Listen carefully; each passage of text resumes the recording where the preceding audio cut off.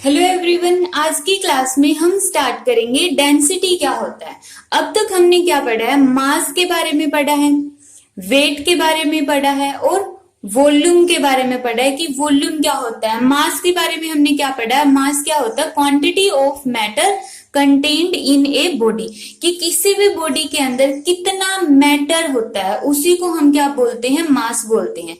और एक हमने पढ़ा है वेट क्या होता है, वेट, और इन दोनों में डिफरेंस क्या होगा। वेट के लिए हमने क्या पढ़ा था कि जब इस क्वांटिटी ऑफ मैटर को अर्थ अपनी तरफ अट्रैक्ट करती है, कौन से फोर्स से, ग्रेविटेशनल फोर्स ऑफ अट्रैक्शन से, तो उसकी वजह से उस अट्रैक्शन को ही हमने क्या नाम दिया, वेट नाम दिया। मींस वेट क्या होगा, फोर्स ही होगा। और कौन सा फोर्स होगा, वो फोर्स जिसके साथ अर्थ इस मास को अपनी तरफ खींच रही है, उसी फोर्स को हमने क्या नाम दिया है, वेट नाम दिया है। और वेट की यूनिट क्या होगी, न्यूटन। मींस मैंने पहले वाले लेक्चर में भी बताया था कि जैसे कोई हमसे पूछता कि हमारा वेट कितना, और अगर हम ये बोल देते 47 केजी, तो ये गलत होता है। वेट कितना होगा, 47 न्यूटन। वेट को हमेशा हम न्यूटन में मेजर करते हैं, क्योंकि वेट क्या होता है, एक टाइप से फोर्स ही होता है। तो अब हम देखते हैं डेंसिटी क्या होती है। तो डेंसिटी का फॉर्मूला हो गया मास पर यूनिट वॉल्यूम। सबसे पहले तो हम देखते हैं डेंसिटी का सिंबल क्या होगा। डेंसिटी का सिंबल हम जनरली रो से रिप्रेजेंट करते हैं। ये जो सिंबल है इस तरह से बनाया गया, थोड़ा सा इस तरह से, ये हो गया पी। एक तो सीधा हो गया, ये तो हो गया पी। और अगर हम इस पी को थोड़ा सा ऐसे कर देंगे तो ये क्या बन जाता है, डेंसिटी बन जाती है। और इसको हम पढ़ते हैं रो, रो।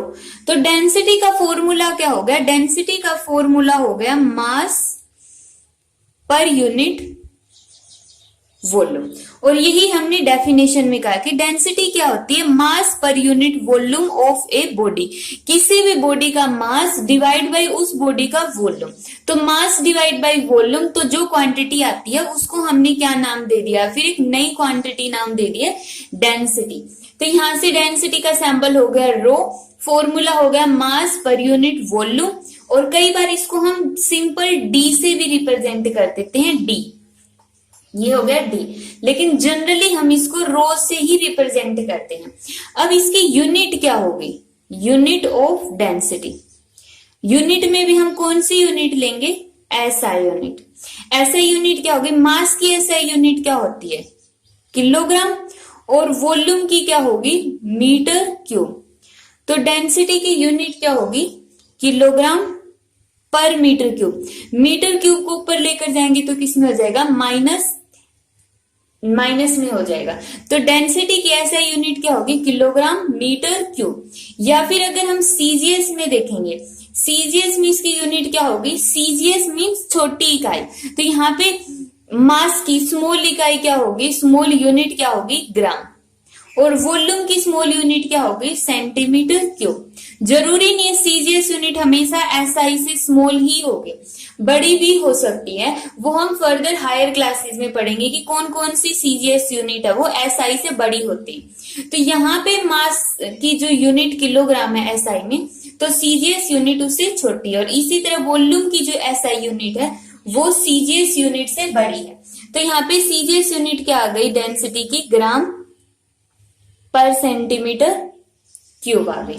तो ये तो था डेंसिटी होती क्या है और डेंसिटी का क्या फॉर्मूला होगा। ये हो गया डेंसिटी का formula.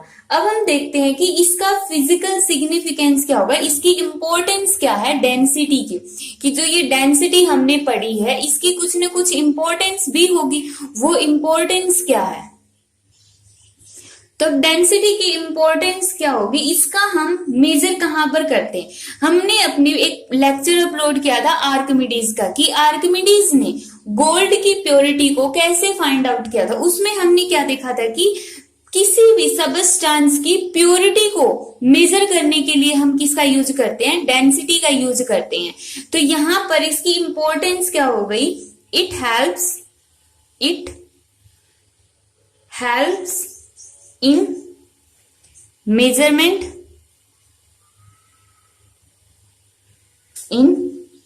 measurement of purity of any substance,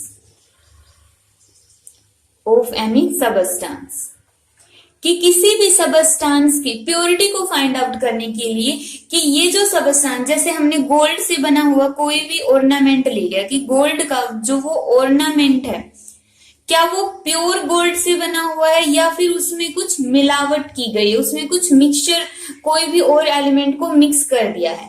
तो वहां से ये फाइंड आउट करने के लिए कि वो प्योर है या फिर उसमें मिलावट की गई है, तो किसकी हेल्प लेंगे हम? डेंसिटी की हेल्प लेंगे। जैसे आर्किमिडीज ने फाइंड आउट किया था बहुत टाइम पहले, और अब तो उसके और भी नए नए मेथड्स आ चुके। और अगर आर्किमिडीज वाला मेथड देखना है तो उसका लिंक डिस्क्रिप्शन में मिलेगा। तो ये थी डेंसिटी क्या होती है और उसकी इंपॉर्टेंस क्या होती है। अब हम देखते हैं रिलेटिव डेंसिटी क्या होती है। नेक्स्ट है रिलेटिव डेंसिटी। अब रिलेटिव डेंसिटी क्या होती है? रिलेटिव डेंसिटी होगी, सबसे पहले तो हम लिख लेते हैं रिलेटिव डेंसिटी। रिलेटिव डेंसिटी का फॉर्मूला क्या होगा? रेशियो है। रेशियो का मीन्स एक इसके टर्म ऊपर न्यूमरेटर में होगी और दूसरी टर्म डिनोमिनेटर में होगी। किस किस का रेशियो है? Density of substance. यहां पर तो हमने ले ली सबस्टांस की डेंसिटी, देखो ये तो होगी रो, और अगर हम इसके नीचे SUB लिख देते हैं, मतलब सबस्टांस लिख देते हैं, तो मतलब वो सबस्टांस की डेंसिटी है। नीचे लिखना है, काफी सारे स्टूडेंट्स इसका ऐसे लिख देंगे सब्जेक्ट सबस्टांस, तो ये नहीं होता, बिल्कुल इसके नीचे होता है, इसके ठीक नीचे यहां पर। Divide by density of substance and density of water. Density of water is called the relative density. तो इसका मीनिंग क्या हो गया? देखो इसका मीनिंग हो गया कि अगर हम सबस्टांस की डेंसिटी फाइंड आउट करते हैं, यहां से डेंसिटी ऑफ सबस्टांस, उसका फॉर्मूला क्या आ जाएगा? Relative density multiply by density of water. Density of water, density of water को हम लेफ्ट हैंड साइड में लेके जाएंगे तो वो क्या हो जाएगा? मल्टीप्लाई में हो जाएगा। तो यहां से हम क्या फाइंड आउट कर रहे हैं कि कोई भी सबस्टांस है उसकी डेंसिटी वाटर के कंपैरिजन में कितनी है। वाटर के कंपैरिजन में 3 गुना है, 4 गुना है, 5 गुना है, कितने गुना है, वाटर के कंपैरिजन में कितनी ज्यादा डेंसिटी है, तो उसको हम बोलते हैं relative density. Relative word use करते हैं जब हम किसी के विद रिस्पेक्ट टू बताते हैं। जैसे हम बोलते हैं ये लाइन है वो बड़ी है, किसके कंपैरिजन में? इसके कंपैरिजन में बड़ी है, और इसके कंपैरिजन में, इस लाइन के कंपैरिजन में ये छोटी है। तो जब हम दो चीजों का कंपेयर करके बताते हैं तो उसको हम बोलते हैं रिलेटिव में बताना। तो यहाँ पे रिलेटिव डेंसिटी का मीनिंग क्या निकलता है कि जब हम किसी भी सबस्टांस की डेंसिटी को ये बताते हैं कि वो वाटर की डेंसिटी से इतने गुना कम है या फिर ज्यादा है, उसको हम क्या बोलते हैं? रिलेटिव डेंसिटी की सिग्निफिकेंस। तो रिलेटिव डेंसिटी का फॉर्मूला क्या होता है? सबस्टांस की डेंसिटी और डिवाइड बाय वाटर की डेंसिटी। अब हम इसके सबसे पहले ये देख लेते हैं कि वाटर की डेंसिटी कितनी होती है, ये याद भी रखनी है। वाटर की डेंसिटी होती है 1000 किलोग्राम पर मीटर क्यूब। अब इसका मीनिंग क्या निकलता है? इसका मीनिंग है कि अगर मैं एक वॉल्यूम कंसीडर करती हूं, एक हमने वॉल्यूम लिया जिसकी लेंथ भी 1 मीटर है, ब्रेथ भी 1 मीटर है और हाइट भी 1 मीटर है। मीन्स लेंथ भी 1 मीटर, ब्रेथ भी 1 मीटर और हाइट भी 1 मीटर, सारे 1 मीटर के है। तो वॉल्यूम का फॉर्मूला क्या होता है? LBH। तो यहां से वॉल्यूम कितना आ गया? 1 मीटर क्यूब। तो इस 1 मीटर क्यूब में अगर 1000 किलोग्राम वाटर आ जाता है, और इस 1 मीटर क्यूब में कितना वाटर आ गया? 1000 किलोग्राम वाटर आ गया, तो इसको हम बोलते हैं density of water. Density of water ये याद रखनी है, 100% लर्न करनी है कि डेंसिटी ऑफ वाटर कितनी होती है? 1000 किलोग्राम पर मीटर क्यूब। कितनी होती है? 1000 किलोग्राम पर मीटर क्यूब। इसी तरह गोल्ड की डेंसिटी कितनी होती है? गोल्ड को हम रिप्रेजेंट करते हैं AU से, जैसे वाटर को रिप्रेजेंट करते हैं H2O से, उसी तरह गोल्ड को रिप्रेजेंट करते हैं AU से। तो यहाँ पे गोल्ड की डेंसिटी कितनी होती है? 19,300 मीन 19,300 किलोग्राम पर मीटर क्यूब। अब इसका मीनिंग क्या होगा कि जब हमने वॉल्यूम कंसीडर किया है, कितना 1 मीटर क्यूब वॉल्यूम, जब लेंथ भी 1 मीटर, ब्रेथ भी 1 मीटर, हाइट भी 1 मीटर होगी, तो उसके अंदर कितने किलोग्राम सोना आ जाता है? 19,300 किलोग्राम, 19,300 किलोग्राम गोल्ड उसके अंदर आ सकता है। तो ये होता है डेंसिटी। अब रिलेटिव डेंसिटी, अब गोल्ड की रिलेटिव डेंसिटी और निकाल लेते कि गोल्ड की रिलेटिव डेंसिटी कितनी होगी। रिलेटिव का मतलब हम किसके साथ कंपेयर करेंगे? इसको वाटर के साथ कंपेयर करेंगे। तो रिलेटिव डेंसिटी कैसे निकालेंगे हम?